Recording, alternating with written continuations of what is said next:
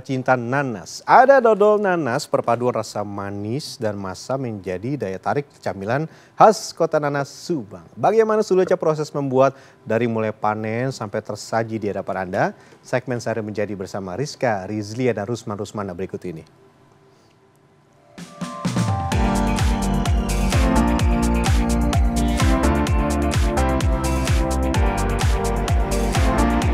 Bentar, Pak. Nanas, nanas, nanas. Siapa suka nanas? Yap, buah berwarna kuning manis menyegarkan ini merupakan primadonanya Kabupaten Subang, Jawa Barat. Nah, buah nanas bisa tumbuh subur di Kabupaten Subang karena cuacanya yang sejuk dan karakteristik tanah yang cocok untuk membudidayakan buah nanas. Inilah yang menjadikan Kabupaten Subang sebagai produsen nanas terbesar di Jawa Barat. Ini dia Tugu Nanas yang menjadi ikon kota Subang. Dari nanas ini bisa menghasilkan berbagai olahan panganan. Nah, salah satunya adalah dodol nanas yang menjadi andalan oleh-oleh dari sini. Nah, saya akan mengajak Anda untuk menjadi seorang pengusaha dodol nanas dalam segmen Sehari Menjadi Pengusaha Dodol Nanas. Proses pertama tentu saja memanen nanas. Saya kira pohon nanas yang tidak tinggi ini akan memudahkan saya ketika memanen. Hohoho. Tapi ternyata tidak semudah itu. Au! Bentar, Pak. Aduh. Jadi, pohon-pohon nanas ini tuh ujung-ujungnya tajam seperti ini nih. Dan ketika kita melewatinya ini nusuk-nusuk ke kaki. Aduh, bahkan ke tangan. Aduh. Daun-daunnya yang bergerigi dan tajam membuat saya perlu ekstra berhati-hati. Tajam-tajam ternyata. Oh iya, nanas yang menjadi bahan utama dodol tidak harus nanas si madu. Nanas jenis lain bisa, yang penting matang ya.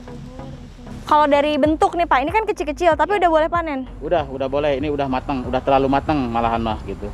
Oke Pak, gimana Pak caranya Pak? Caranya ini dipotong aja di sini, diginikan. Nah, ini langsungnya dibuang ininya. Yang tajam-tajamnya ya Pak? Yang tajam-tajamnya, ya. Yuk. Masa panen nanas dilakukan saat nanas berusia 18 hingga 24 bulan. Nah, yang ini. Saya pun berkesempatan mencoba memanen nanas sendiri. Aduh guys, tajam guys. Nggak tahu Pak. Saya emang nggak berbakat, kurang tenaga. Ya, terlalu pelan. Gimana Pak, gini? Ya, gitu aja. Ya. Kayak yang udah pada putus tapi nggak pada jatuh gitu loh dianya. Ini udah potong. Nanas yang matang biasanya berwarna kuning atau oranye. Tapi kalau kuning kehijauan artinya sudah matang 85% dan bisa digunakan untuk sirup dodol dan keripik. Di rumah produksi, nanas-nanas segar yang dikumpulkan diolah menjadi dodol.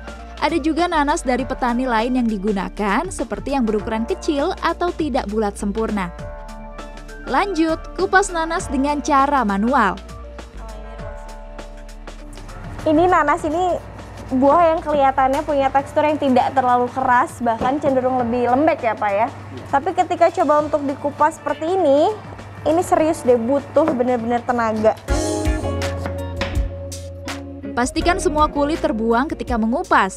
Dan yang tak kalah penting adalah membuang bintik-bintik hitam di bagian terluar daging nanas. Karena jika tidak dibuang akan berpengaruh pada tekstur dodol nanas nanti. Ini saya ngupas nanas sambil nahan air mata.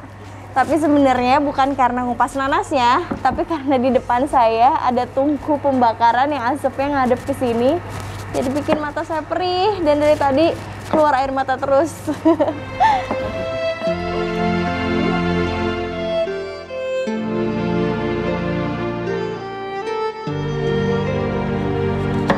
Mantap. Mengupas nanas hampir 70 kg di tengah-tengah asap tungku membuat saya perlu asupan yang segar-segar nih. Bisa kali ya icip-icip nanas segar di depan saya ini untuk melepas dahaga. Saya mau coba.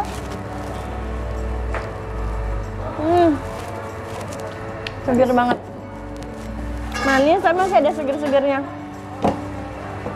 Enak banget ini.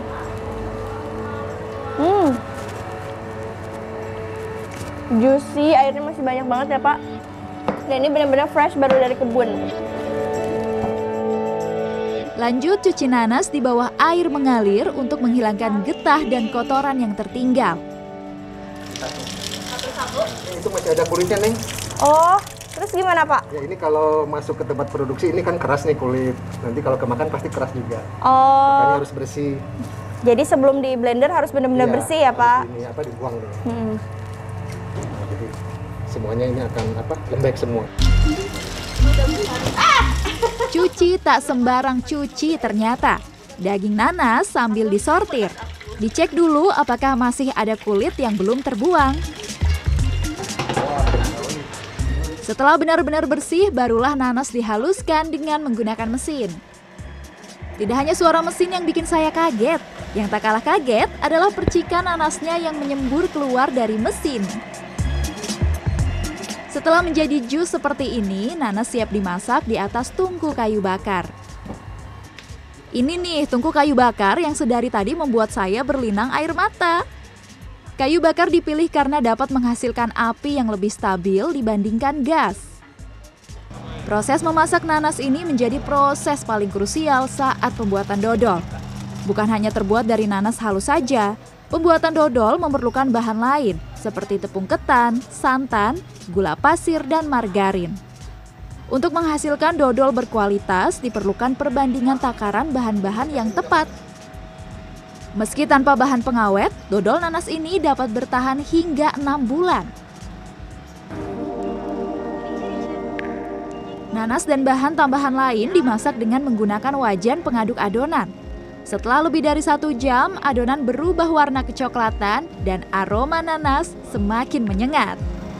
Pak, ini kan kata Bapak dodol nanasnya udah hampir mateng. Emang ciri-ciri dari dodol nanas yang mau mateng nih seperti apa, Pak? Sudah kelihatan, sudah kalis, sudah tidak ada air gitu kan.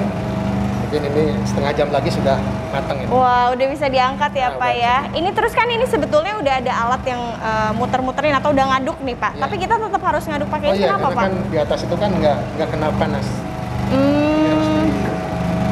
Harus dioleh-oleh lagi. Eits, tapi belum bisa langsung dimakan ya. Adonan harus ditiriskan dan didinginkan semalaman. Adonan didinginkan di suhu ruang tanpa menggunakan alat bantu seperti kipas angin. Yang penting jaga agar adonan tak berembun. Lanjut, kemas adonan dodol yang sudah dingin. Berat sekali ini. Pak, enggak kuat, Pak. Pak, udah mau licin, Pak. Pak.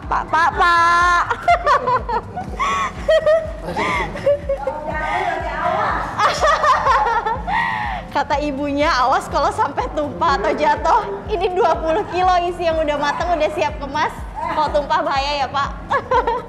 Kayaknya berdua aja deh. Berdua aja ya, Pak. 1, 2, 3. Nah. Adonan dodol yang besar dan menggumpal dari dalam wadah tadi dibagi menjadi beberapa bagian. Barulah dipotong kecil-kecil seberat 20 gram. Setelah itu, dibungkus plastik dan diberi label. Nah, ini dia bagian paling sulit, melipat kedua ujung plastik. Pastikan adonan dodol tidak belepotan ya. Susah-susah gampang loh ini, hehe.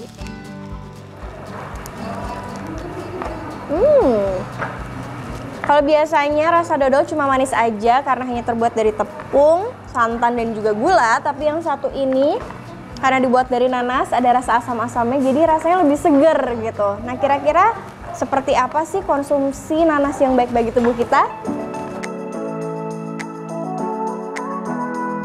Menurut dokter spesialis gizi klinik Rumah Sakit Melinda Bandung, buah nanas kaya akan vitamin C. Oh ya, buah nanas pun baik untuk ibu hamil loh. Asalkan buah nanas yang dikonsumsi bukanlah buah nanas muda. Ibu hamil tidak dianjurkan makan nanas, tapi nanas yang apa dulu? Nanasnya yang muda ya. Karena nanas muda itu rasanya asam sekali ya. Tentunya kalau rasa asam ini dapat menimbulkan diare ya. Jadi kalau pada kehamilan muda si ibunya menderita diare, tentu akan mudah terjadi juga keguguran ya. Nah, itu tidak dianjurkan. Nanas segar sudah dicoba, dodol nanas sudah dicoba. Sekarang waktunya mengemas dodol ke dalam dus agar bisa segera dipajang di toko dan didistribusikan ke toko oleh-oleh. Dalam satu dus terdapat 20 hingga 23 dodol yang sudah dikemas plastik. Harganya pun terjangkau, Rp20.000 saja. Dalam sehari, pengusaha dodol nanas bisa memproduksi 40 kg nanas. Itu dia perjalanan saya dalam sehari menjadi pengusaha dodol nanas. Ternyata nggak mudah ya jadi pengusaha dodol nanas. Semoga olahan nanas ini bisa terus berkembang dan semakin banyak inovasi agar harga jualnya juga semakin meningkat. Rizka Rizlia, Rusman Rusmana, Kabupaten Subang, Jawa Barat.